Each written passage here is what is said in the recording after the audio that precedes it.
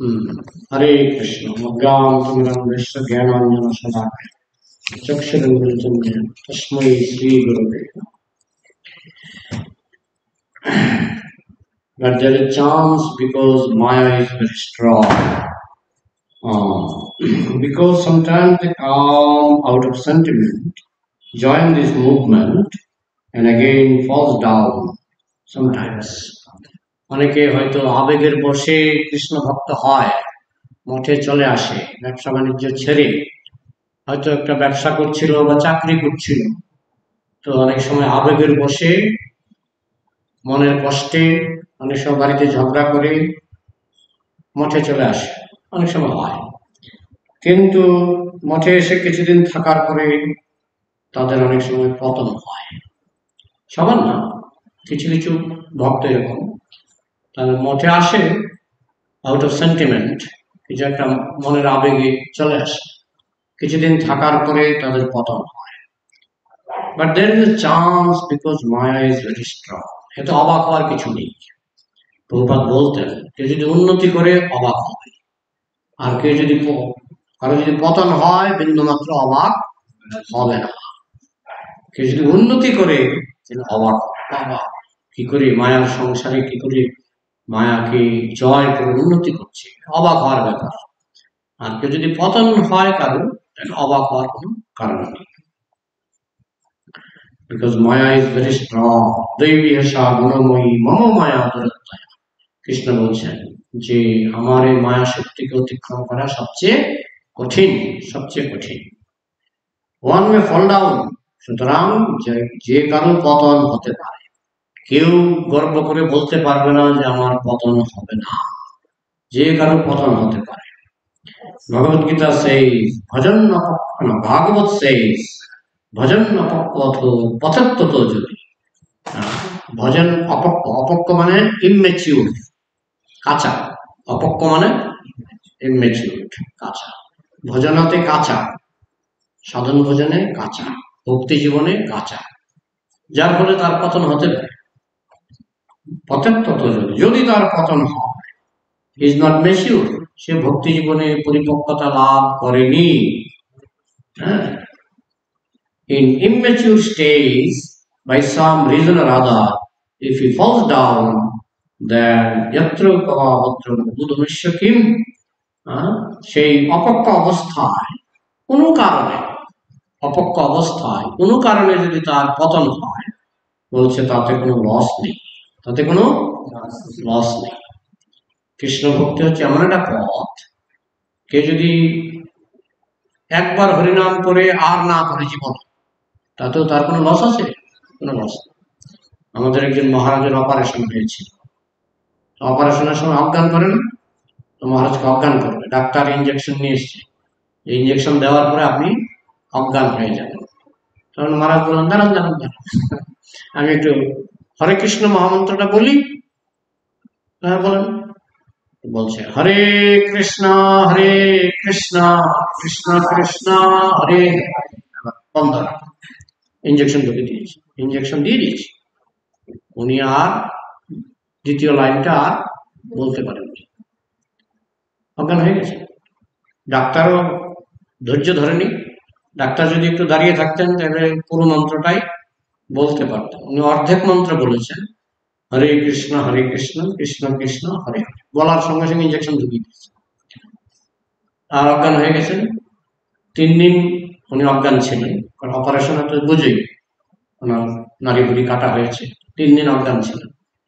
3 দিন পরে জ্ঞান ফিরে, জ্ঞান ফেরার পরে সঙ্গে সঙ্গে বলছে হরে রাম রাম রাম হরে, হরে কৃষ্ণ বলেনি, কি বলছে? দ্বিতীয় লাইনটা। ডাক্তার বলতো আপনি দ্বিতীয় লাইনটা কি কেন বলছেন?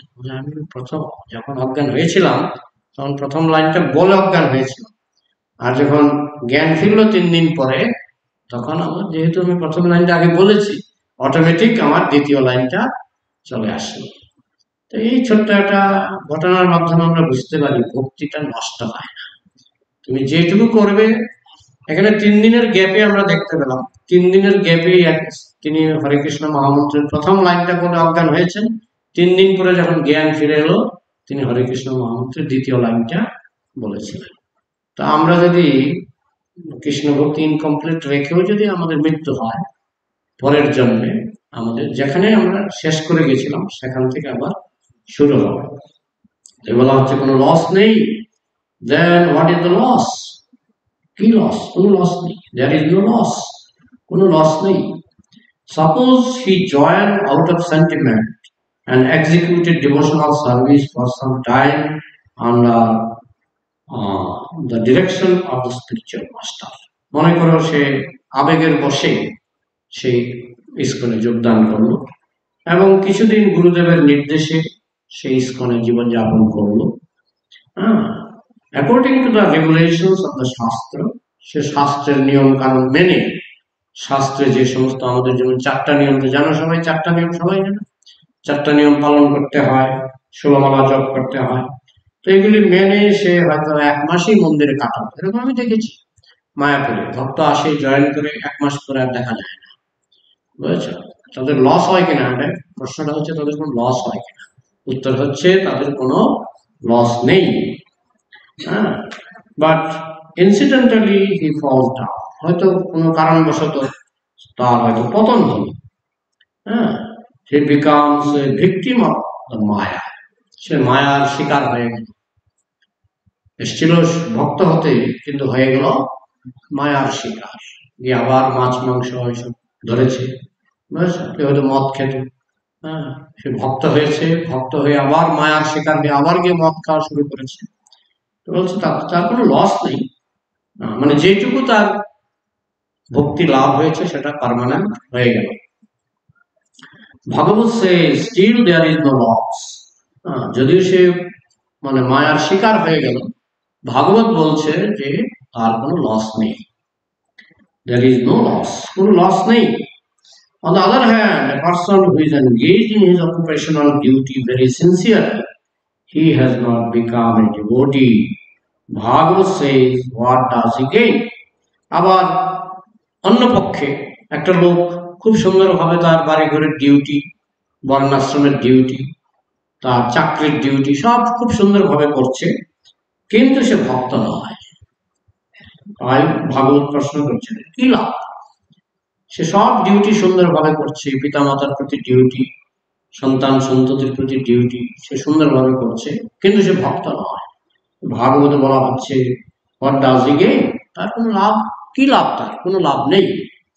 আরেকদিকে আরেকজন ভক্ত হয়ে তার যদি পতনও হয় তাহলে তার লাভ আছে। আর ভক্ত না হলে সে যদি সমস্ত ডিউটি সুন্দরভাবে করে, আমরা বলি খুব সাকসেসফুল, সে জীবনে খুব সাকসেসফুল, কিন্তু আসলে ফেলিউর।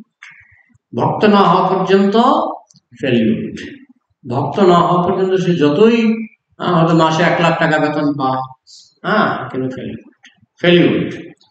এটাই এখানে বলা হচ্ছে। One who is engaged in occupational duty very sincerely, doesn't care for Krishna consciousness, then Bhagavad says, what does he gain?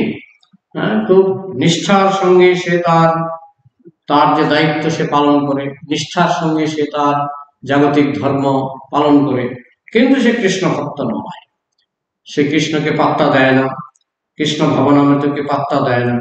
ভাগবতে বলা হচ্ছে তাতে তার কি লাভ? কোনো লাভ নেই।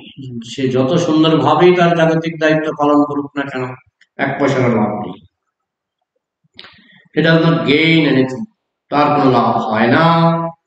But that man who joined this Krishna conscious movement out of sentiment, but immaturely he falls down, he has no loss. কিন্তু আবেগের বশে কেউ হয়তো কৃষ্ণ ভাবনামৃত আন্দোলনে বা ইস্কনে যোগদান করবে, তার কিন্তু সে যদি পতনও হয়, সে যেহেতু ভক্তি জীবনে পাকা নয়, কাঁচা, তার যদি পতনও হয় তার কোনো লস নেই। কত বড় একটা আশার কথা, যে পতন হলেও লস নেই। তাহলে কৃষ্ণ ভক্তি করতে অসুবিধাটা কোথায়? আমি যদি 1 মালাও জপ করি তারপর আর না করি জীবনে, আমার লস নেই, কোনো লস নেই। গীতার একটা শ্লোক আছে এই ব্যাপারে, কেউ বলতে পারো? নেহা বিক্রম নাশ অস্তি প্রত্যবায় নবিদ্যতে স্বল্পমুখস্য ধর্মস্য ত্রায়তে মহত ভয়াত, যে এই ভক্তি মার্গে কোনো লস নাই, নেহ বিক্রম নাশস্তি, কোনো লস নাই। হ্যাঁ, আমাদের যে ভক্তিমূলক চেষ্টা তাতে কোনো লস নাই। নেহ বিক্রম নাশস্তি প্রত্যবায় বিদ্যুতি, এই ভক্তিকে কেউ বাধা দিতে পারে না। হ্যাঁ, হিরণ্যকশিপু বাধা দিতে চেয়েছিল প্রহ্লাদ মহারাজকে, পেরেছিল? গঙ্গা নদীকে ফারাক্কা বাঁধ দিয়ে বাধা দেওয়া যায় কিনা আমি জানতে চাই। গঙ্গা নদীকে ফারাক্কা বাঁধ বাধা দিতে পারে কিনা? জল তো ছাড়তেই হবে, আজ হোক 1 মাস পরে হোক, জল তো ছাড়তেই হবে। ভক্তিকেও বাধা দিয়ে রাখা যায় না, ভক্তিকেও আটকে রাখা যায় না। ভক্তি একেবারে গঙ্গে বহু উদন্নতি, যে গঙ্গা নদী যেমন সাগরের দিকে ধেয়ে যায়, তাকে যেমন আটকে রাখা যায় না, ভক্তিকেও আটকে রাখা যায় না। আমি যদি 10% করেও মারা যাই, পরের জন্য 11% থেকে শুরু হবে। বুঝা গেল? Try to understand this, Prabhupada বলছেন, বোঝার চেষ্টা করো। Because this Krishna consciousness is the consciousness of the spirit soul. কেননা এই কৃষ্ণ ভাবনামৃত হচ্ছে আত্মার চেতনা, আত্মার চেতনা।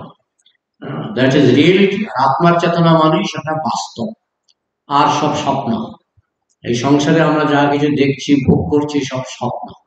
একমাত্র সত্য হচ্ছে কৃষ্ণ ভক্তি। বুঝা গেল? Therefore, as the soul is eternally, his advancement in that consciousness, that also becomes an eternal asset. যেহেতু আত্মা নিত্য, তাই কৃষ্ণ ভক্তিটা হচ্ছে আত্মার নিত্য স্বভাব, নিত্য ক্রিয়া। তাই এই নিত্য কাজটা যদি আমরা 1% করি, 2% করি, এটা আমাদের একটা পার্মানেন্ট অ্যাসেট হয়ে যায়। আমি গত ক্লাসে বলছিলাম ফিক্সড ডিপোজিট, এটা আমাদের একটা ফিক্সড ডিপোজিট হয়ে যায়। জন্ম জন্মান্তরে এই ভক্তি, আমি 1% হোক, 2% হোক, 10% হোক, এটা জন্ম জন্মান্তরে আমার ফিক্সড ডিপোজিট, আমার ইটার্নাল অ্যাসেট, আমার নিত্য সম্পদ। বোঝা গেল? আর সব টেম্পোরারি সম্পদ, আর যা কিছু আমরা পাচ্ছি সব টেম্পোরারি সম্পদ। কৃষ্ণ ভক্তি হচ্ছে পার্মানেন্ট সম্পদ। That will never be lost, এবং সেই সম্পদ কখনো হারাবে না। কৃষ্ণ ভক্তির যে সম্পদ সেটা কখনো হারাবে না। Even if he falls down in this life, he could not execute 10% the duties in Krishna consciousness. Even if he falls down, so whatever he has done in this life, that becomes a permanent asset. প্রভুপাদের ইংরেজি খুব সোজা। সে যদি complete করতে নাও পারে, course complete করতে নাও পারে, কৃষ্ণ ভক্তির পথে সে যদি 100 ভাগ কৃষ্ণ ভক্তি অর্জন করতে নাও পারে, তো তবু এটা তার একটা পার্মানেন্ট অ্যাসেট। যে কয় পার্সেন্ট সে করলো সেটা তার পার্মানেন্ট অ্যাসেট। বুঝা গেল?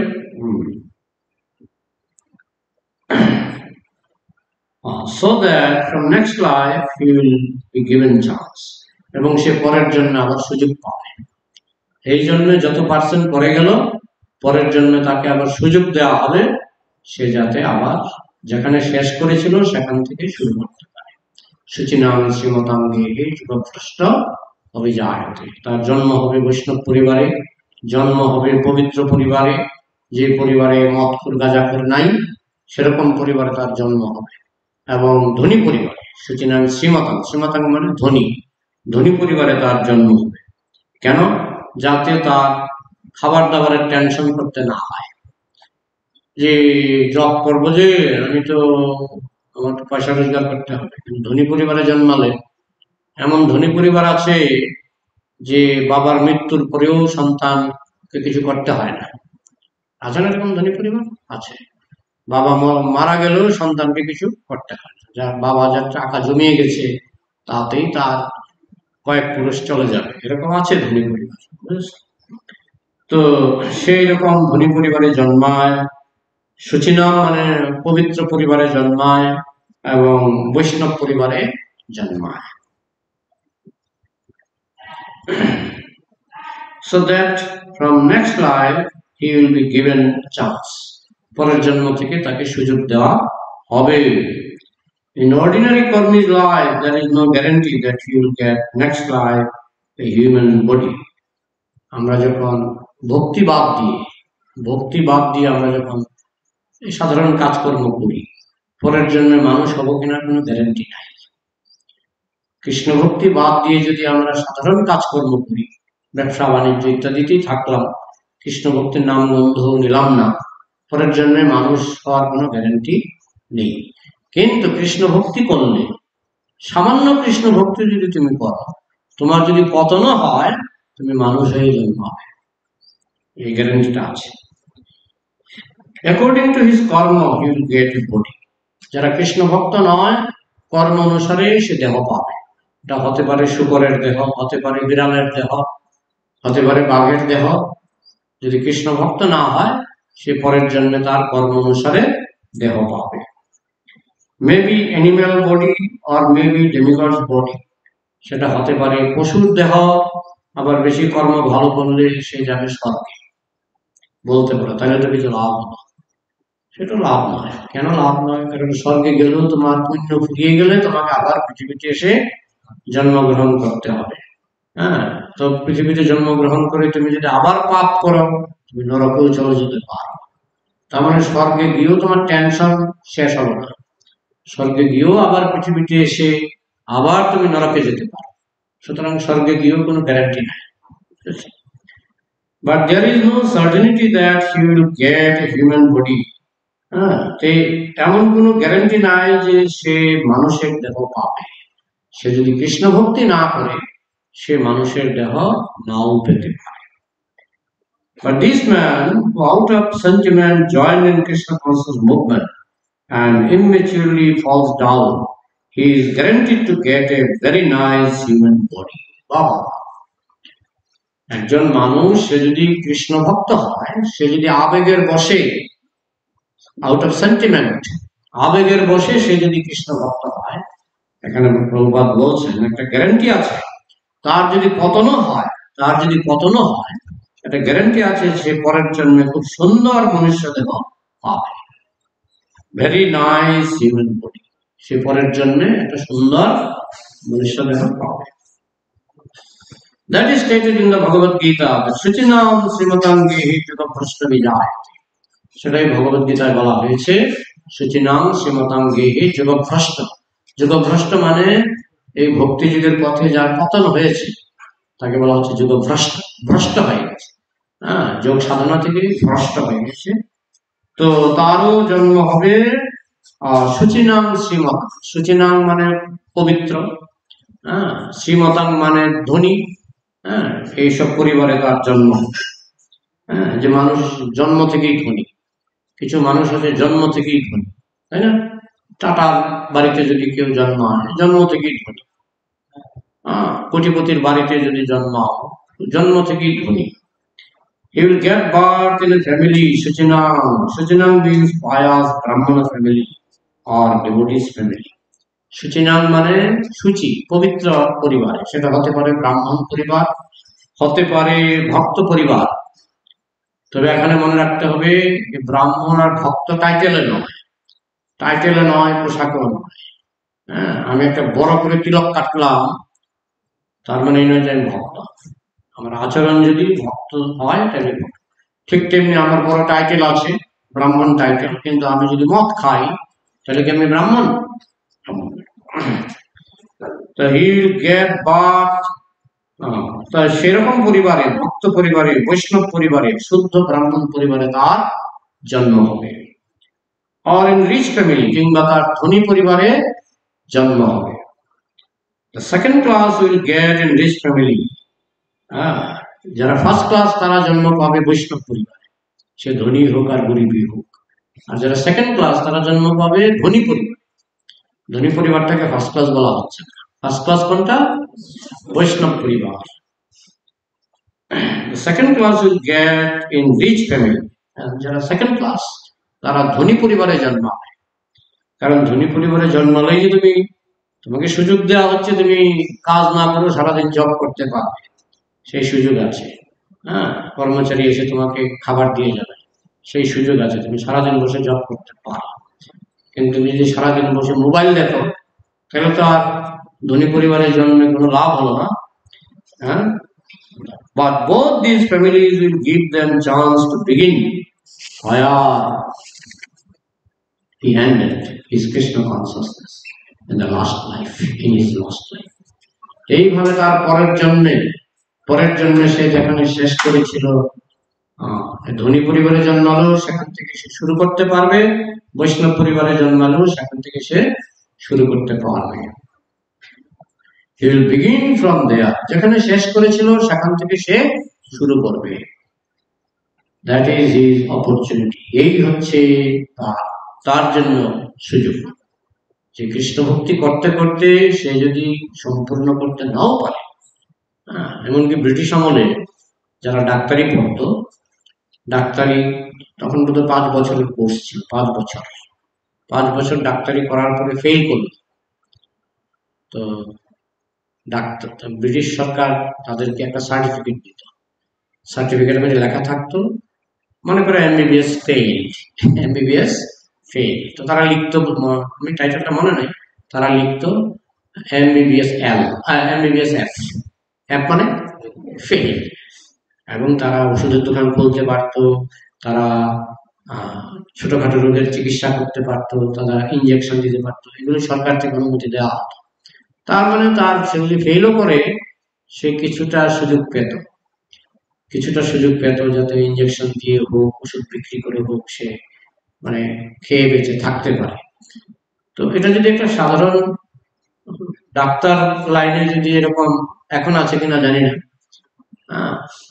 কিন্তু আগে ব্রিটিশ আমলে ছিল, তো সাধারণ ডাক্তারকে যদি এই সুযোগটা দেওয়া হয়, তাহলে আমরা যারা কৃষ্ণের সেবক হতে চাইছি, কৃষ্ণ সিভিল সার্ভিস, একটাকে বলে ইন্ডিয়ান সিভিল সার্ভিস,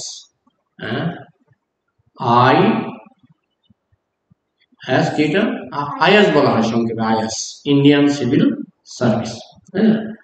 ওই মানে হাজার হাজার ছাত্র পরীক্ষা দেবে, হাজার হাজার ছাত্রছাত্রী পরীক্ষা দেবে, 1-2 জন পাবে, বুঝেছো? তো কৃষ্ণ সিভিল সার্ভিস, আমরা এখন বসেছি গোলকের পরীক্ষায়, এটা হলো কৃষ্ণ সিভিল সার্ভিস। এটা যদি আমরা পাস করি তো ভালো, গোলকে চলে যাবো, যদি ফেল করি ওই ডাক্তারের মতো আমরা কিছু সুযোগ আমাদেরকে দেওয়া হবে, বুঝতে পারছো?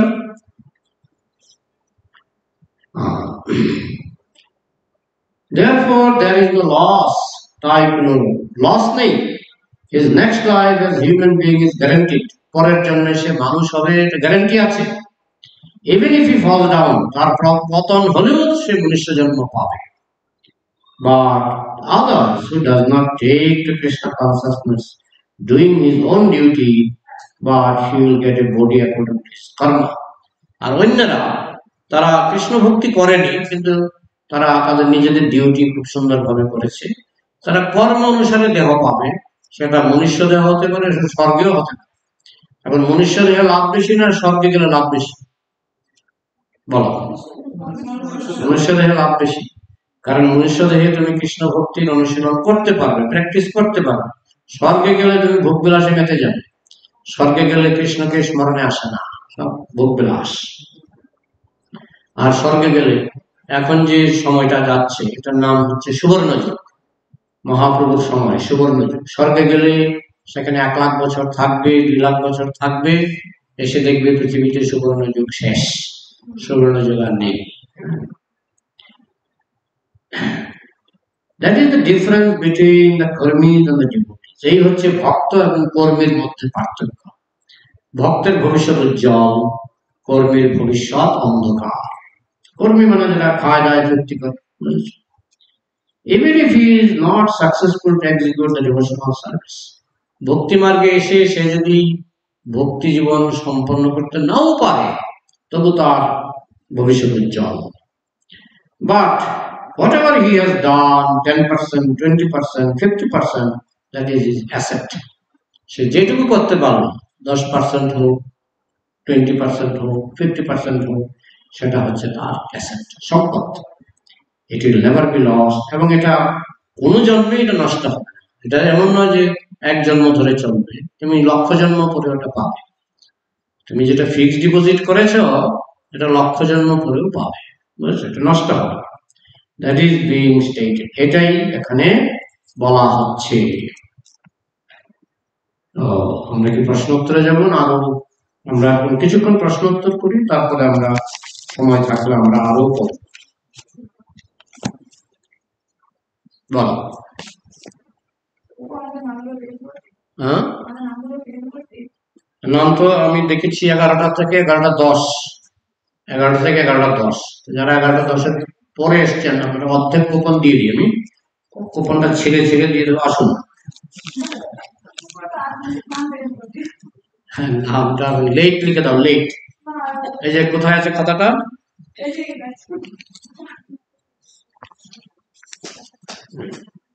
টাইমলি আসবেন।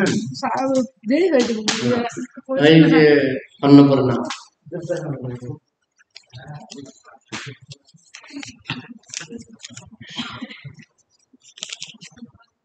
আগামীকাল পুরাণ ষষ্ঠী এবং আমার গুরু মহারাজের বেশপূজা, জন্মদিন, সবার নিমন্ত্রণ। হ্যাঁ ঠিক আছে, এল লিখো, এল লিখবে, এল মাতাজির কথা শুনবে না, এল মানে লেট।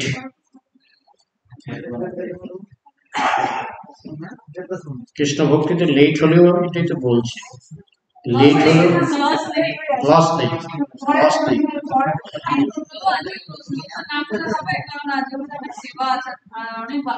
আচ্ছা, কারো কিছু প্রশ্ন আছে কি?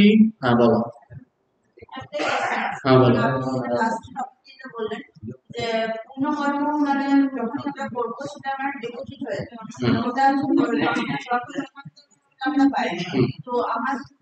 শোনো, প্রশ্ন শোনো। হ্যাঁ, পরের জন্মে যদি এই জন্মে কোনো কর্ম করলাম, পরের জন্মে হয়তো কোনো কারণে পাপ কর্ম অতিরিক্ত হয়ে যায়, তো সেই ক্ষেত্রে কি পুণ্য কর্মটা আমার ডাউন হয়ে যাবে? না, আর আমি যেটা বলছি এটা তো পুণ্য কর্মের কথা বলছি না, আমি বলছি ভক্তির কথা। দেখো, 3টা অ্যাকাউন্ট তোমার ব্যাংকে, 3টা অ্যাকাউন্ট আছে। একটা হচ্ছে পুণ্য কর্মের অ্যাকাউন্ট, একটা হচ্ছে পাপ কর্মের অ্যাকাউন্ট, আর একটা হচ্ছে ভক্তির অ্যাকাউন্ট।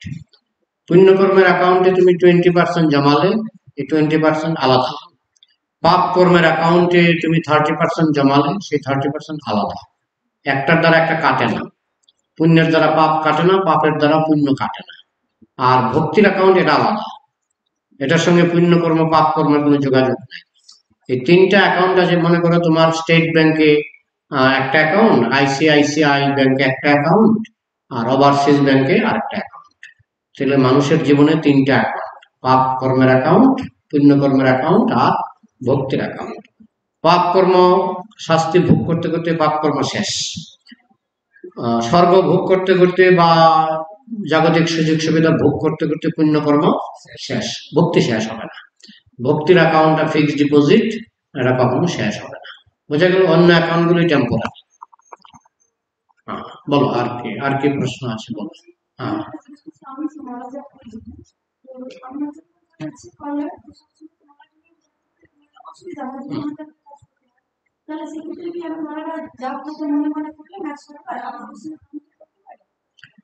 এটা নেই মামার চেয়ে কানা মামা ভালো। না না, আপনি কাউন্টিং করবেন, কিন্তু মনে রাখবেন এটা নেই মামার চেয়ে কানা মামা ভালো। এটা কিন্তু ভালো মামা নয়, ভালো মামা নয়, কানা মামা।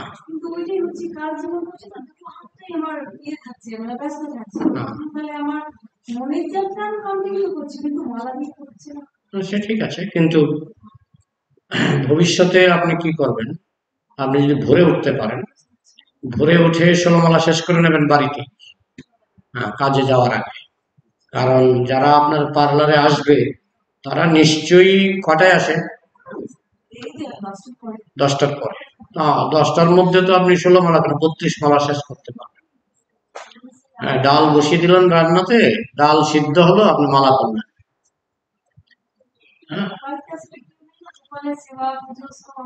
ওই গোপালের ভোগ লাগিয়ে একটু জপ করে নিলেন। উৎ পেতে থাকতে হয়, উৎ পেতে থাকতে হয়। গোপাল খাচ্ছে, আমি 1 মালা করে নিই। ডাল সিদ্ধ হচ্ছে, আমি 1 মালা করে নিই। কথাটা বুঝেছেন না? ফাঁকে ফাঁকে উৎ পেতে থাকতে হয়। উৎ পেতে থাকলে দেখবেন পার্লারে যাওয়ার আগে আপনার 16 মালা তো হয়েই যাবে। হুম। আপনার মাতৃভাষা কি হিন্দি? হ্যাঁ। হুম হুম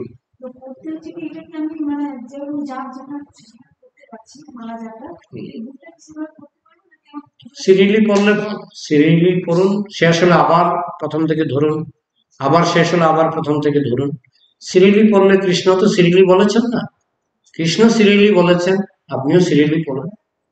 ওই যদি বলেন না আমি এখান থেকে একটু পড়বো ওইখান থেকে একটু পড়বো, এটাও বলবো না, তাহলে ঠিক আছে।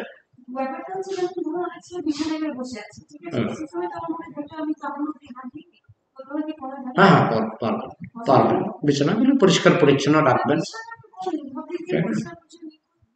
পারবেন পারবেন পারবেন। মানুষ তো, আমি একটা বাড়িতে গিয়ে দেখি অনেক নোংরা, একটা বাড়িতে অনেক নোংরা, তাই বললাম বাড়ি ঝাড় দেন না, আজকে ঝাড় দেন, এখন ঝাড় দেন, এখন ঝাড়, আজকে তো শনিবার, আজকে তো ঝাড়ু ধরতে নাই, তো শনিবারে ঝাড়ু ধরতে নাই, বাড়িগুলো নোংরা বেশি থাকে। ডেলি ঝাড়ু ধরবেন, ডেলি ঝাড় দেবেন, শনিবারে ঝাড় দেবো না, রবিবারে ঝাড় দেবো না, বৃহস্পতিবারে ঝাড় দেবো না, ওই বাড়ি নোংরা থাকবে, বুঝেছেন? ঠিক তেমনি ও বিছানায় বসে গীতা পড়বো না, ও রবিবারে গীতা পড়বো না, এই নিয়ম করবেন, আপনার গীতা পড়া হবে না, আপনার মনের ভিতরে নোংরা জমবে। এই জন্য আপনি যতদূর পারবেন পড়বেন। আমি বুঝতে পারলাম, ঠিক আছে।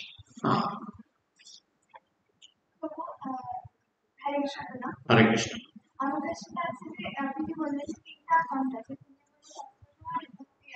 হুম হুম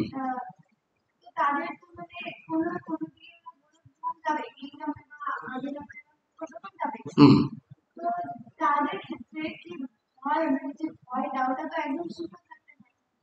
না, এখন তোমাকে মনে করো আমি চাকরি দেব, আমি বললাম কালকে চাকরি পাবে, আর একটা বললাম তুমি 20 বছর পরে চাকরি পাবে, কোনটা তোমার কাছে ভালো লাগবে?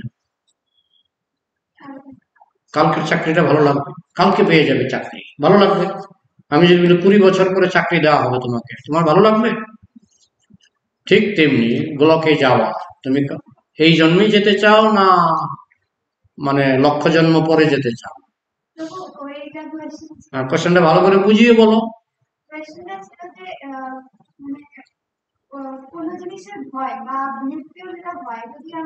হ্যাঁ, এখন এই ভয়ের ব্যাপারটা হলো তোমার ভক্তির ডিগ্রি অনুসারে, তোমার যদি 50% ভক্তি থাকে তুমি 50% নির্ভীক, ভয় থাকবে না। তোমার যদি 75% ভক্তি থাকে, তোমার 75% তুমি নির্ভীক, মানে ভয় থাকবে না। তোমার যদি 100% ভক্তি থাকে, তোমার বিন্দু মাত্র ভয় থাকবে না। বোঝা গেল?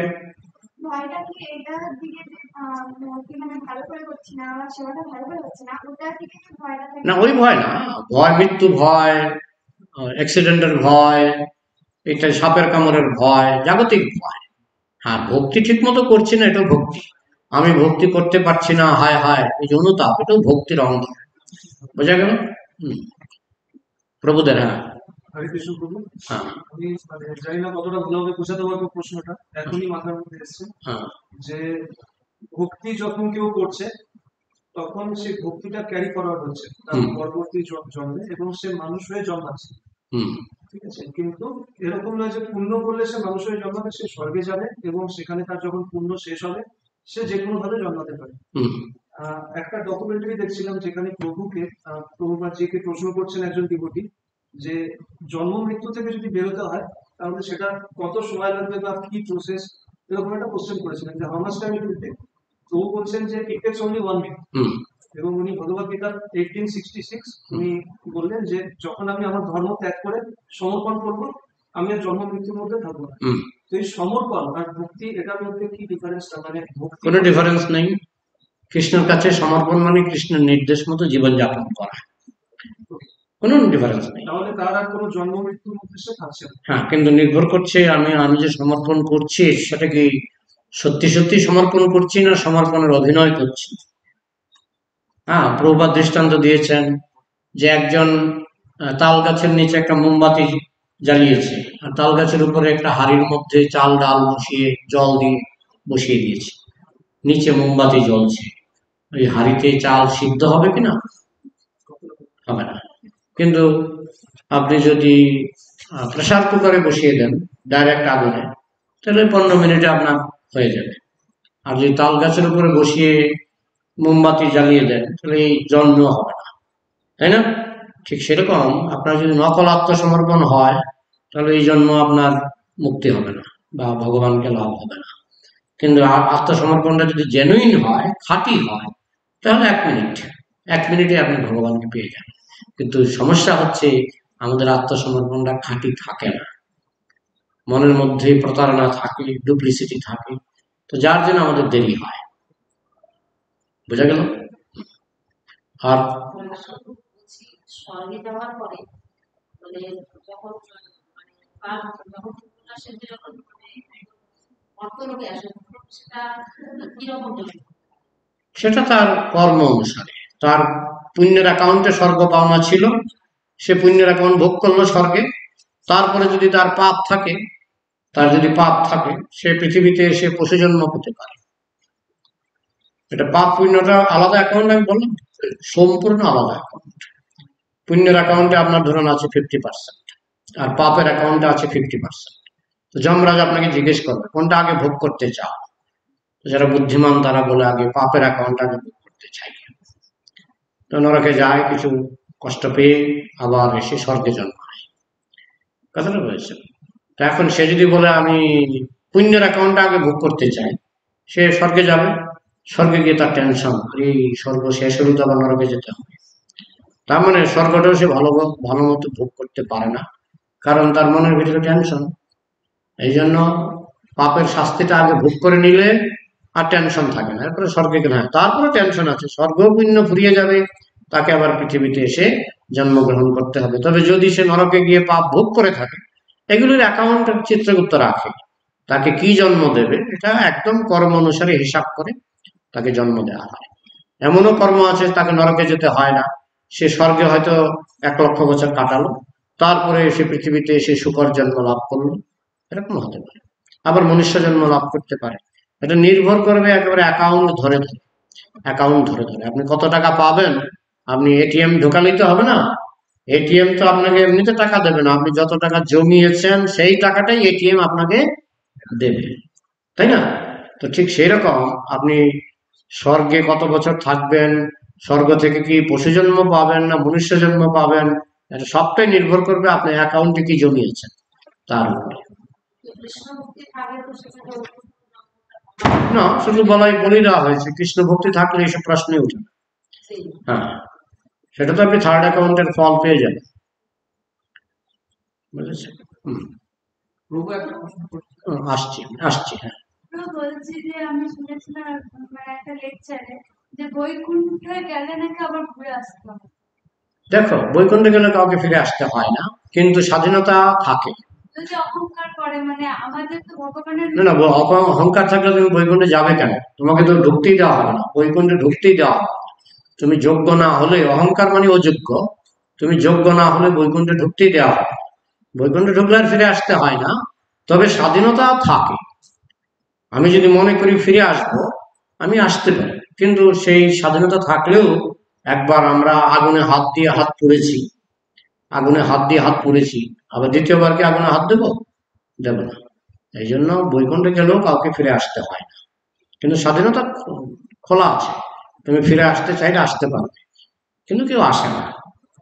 এবার ওই বৈকুণ্ঠে যাওয়ার যোগটা কি? ভক্তি যোগ। মানে এই যে বললেন যে সঠিক মতো যদি না হয় তাহলে তার হবে না। সঠিকভাবে করবেন, সঠিকভাবে করতে হবে। নববিধা ভক্তি, 4টা নিয়ম, 16 মালা জপ, এগুলো সঠিকভাবে করতে হবে। 4টা নিয়ম, নববিধা ভক্তি, 16 মালা জপ, এইগুলি আপনাকে সঠিকভাবে করতে হবে। তাইলে আপনি বৈকুণ্ঠে কেন, গোলকেই চলে যাবেন, বৈকুণ্ঠের উপরে গোলক, সেখানেই চলে যাবেন, তাহলে সেখান থেকে আর ফিরে আসতে হবে না। এটা আপনার সে লাস্ট লাইফ অবধি করতে হবে। লাস্ট লাইফ বলতে বেঁচে থাকে এই 16 মালা, হ্যাঁ, সারা জীবন করতে হবে। ঠিক আছে? হ্যাঁ। সনাতনী, আর্য এবং হিন্দু। হ্যাঁ, সনাতন কথাটা হচ্ছে সংস্কৃত কথা। এটার মানে হচ্ছে নিত্য। এটা আমাদের ভক্তি কি নিত্য না অনিত্য? আর সনাতন ধর্ম মানেই ভক্তি, সনাতন ধর্ম মানেই ভক্তি। আর হিন্দু কথাটা তো গীতাতে লেখা নেই। গীতার কোন শ্লোকে আছে হিন্দু? ভাগবতের কোন শ্লোকে নাই, ভাগবতের কোন শ্লোকে নাই। বেদে, 4টা বেদে, ঋক, সাম, যজু, অথর্ব, কোথাও আমাকে হিন্দু কথাটা বের করে দেখা। মহাভারত নেই, রামায়ণও নেই। হিন্দু কথাটার জন্ম হয়েছে যখন মুসলমানরা তারা ওই সিন্ধু নদীর কিনারে এসেছিল, তখন তারা সিন্ধু শব্দটা অনেক উচ্চারণ করতে পারত না। হ্যাঁ, এখনো কোনো কোনো এলাকা আছে, যেমন আমাদের দেশে আমি দেখেছি 7 টাকা মানে কি 7 রুপিস, 7 রুপিসকে কি বলো? 7 টাকা। আমি দেখি বলে হাত টাকা, হাত টাকা, 7কে কি বলে? হাত। বুঝেছো? আমি আসামও শুনেছি। হ্যাঁ, 7কে বলে হাত। তো সিন্ধুকে তারা বলতো হিন্দু, সিন্ধুকে বলতো হিন্দু। তো সিন্ধু ধর্ম মানে নদীর নামে ধর্ম হয় না, নদীর নামে কোনো ধর্ম হয় না। আমি বললাম দামোদর ধর্ম, দামোদর নদী না? দামোদর ধর্ম, ধর্ম হয় না। হ্যাঁ, নদীর নামে কোনো ধর্ম হয় না। তো এই জন্য সিন্ধু ধর্ম বা হিন্দু ধর্ম শব্দটা যেহেতু আমাদের শাস্ত্রে নাই, এটা ইসকন থেকে এটা স্বীকৃতি দেওয়া হয়। ইসকন থেকে স্বীকৃতি দেওয়া হয়েছে সনাতন ধর্ম। সনাতন ধর্ম, সনাতন মানে পার্মানেন্ট, আর কৃষ্ণ ভক্তি হচ্ছে পার্মানেন্ট, এই জন্য সনাতন ধর্ম বলা হয়। আর্য মানে এটা কালচার। আর্যটা মেনলি ধর্মের সঙ্গে জড়িত নয়, এটা হচ্ছে কালচার। যেমন গরু হত্যা না করা, এটা আর্য কালচার। হ্যাঁ, এরকম আর্যদের হচ্ছে মেইনলি কালচারাল আসপেক্টটাকে বলা হয় আর্য। কালচারের দিক থেকে যে কাঁচা তাকে বলা হয় অনার্য। কালচারের দিক থেকে যে খুব ভালো উন্নত কালচার সেটাকে বলা হয় আর্য। বুঝা গেল? মানে শ্রেষ্ঠ আমরা যদি পরিচয় দিই আমরা সনাতন। সনাতন, ঠিক আছে। আর এদিকে একটা প্রশ্ন করছিল মাতাজি, বলুন। আসছি। বলছি প্রভু, এই যে আমাদের মৃত্যুর পরে যাতনা শরীর দেওয়া হয়, মানে সেই ভোগটা করার জন্য, এই মর্তলোকে যে এখন আমরা প্রেজেন্ট অবস্থায় আছি, এটা হচ্ছে একটা যাতনা শরীর। হ্যাঁ, এখন যাতনা শরীর দেওয়া হয় জমলোকে, হ্যাঁ, জমলোকে। কিন্তু এখনকে যে যাতনা শরীরটা, না না, আমি বলছি আপনাকে যদি এখন গরম তেলে সিদ্ধ করা হয়, আপনি কি বেঁচে থাকবেন না মরে যাবেন? না, সেই সেই পরিস্থিতি না, আমার প্রশ্ন হচ্ছে আপনাকে যদি গরম তেলে সিদ্ধ করা হয়, আপনি কি বেঁচে থাকবেন না মরে যাবেন? হানা কিছু বলুন। মরে যাবেন, কিন্তু জমলোকে মরবেন না। জমলোকে যদি আপনাকে 1 লক্ষ বছরও গরম তেলে সিদ্ধ করা হয়, আপনি মরবেন না। ওইটা হচ্ছে যাতনা শরীর। কষ্ট পাবেন কিন্তু মরবেন না, ওইটার নাম যাতনা শরীর। এখানে 1 লক্ষ বছর সিদ্ধ করলে আপনি বেঁচে থাকবেন? এখানে আপনি বলতে পারেন 1% যাতনা শরীর। হ্যাঁ, এই 1%। আপনি জমলোকে গেলে এই কাটা চেরা আপনার মানে কিছুই আপনার মনে হবে না। তখন মনে হবে যে অনেকে নাকি পছন্দ করে জমলোকে, হ্যাঁ, যে মলমূত্র খেতে দেয়, আরো দাও আরো দাও, আর একটু খাই। বুঝছেন? জমলোকের পরিবেশটা আলাদা।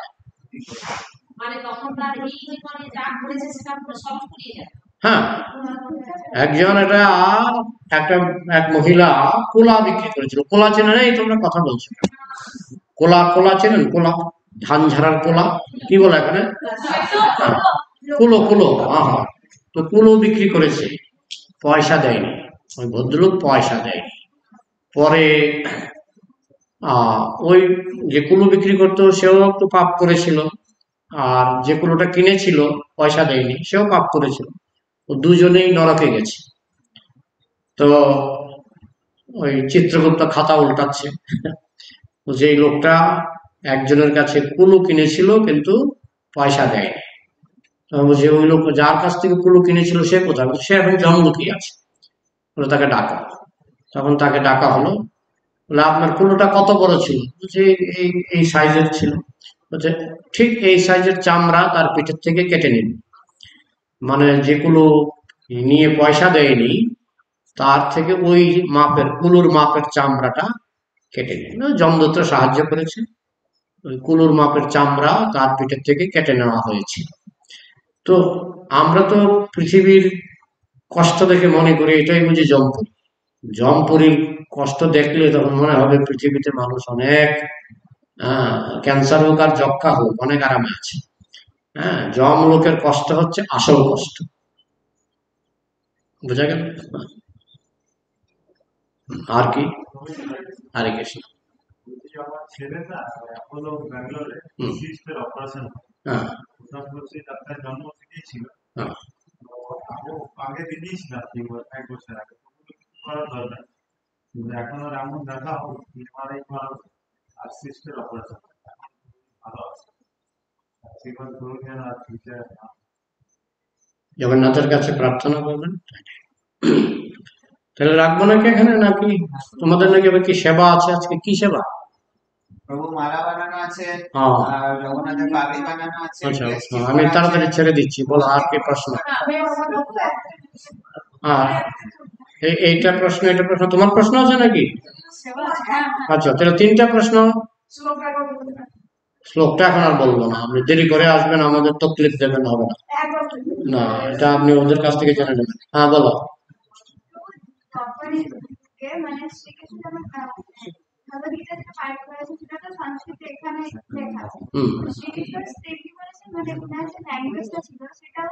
না না না, শ্রীকৃষ্ণ বলেছেন গদ্যে।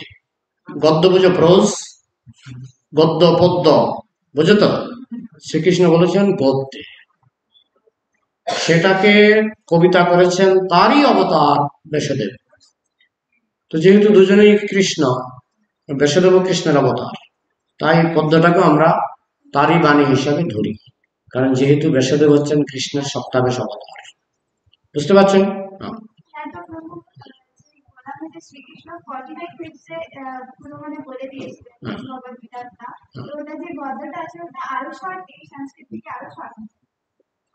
এখন একই তো অর্থ বহন করছে।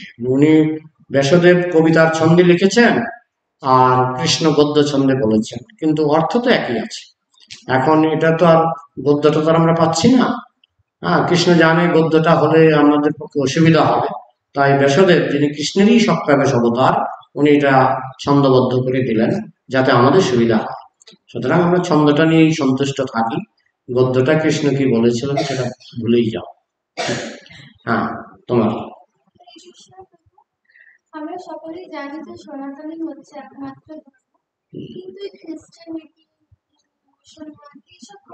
এগুলি কলিযুগের আর এগুলো যেহেতু মায়ের মধ্যে একদম এই জন্য তো এগুলি কলিযুগে এসছে। সত্যযুগে মুসলমান, খ্রিস্টান সত্যযুগে ছিল না, ত্রেতা যুগও ছিল না, দাপর যুগও ছিল না।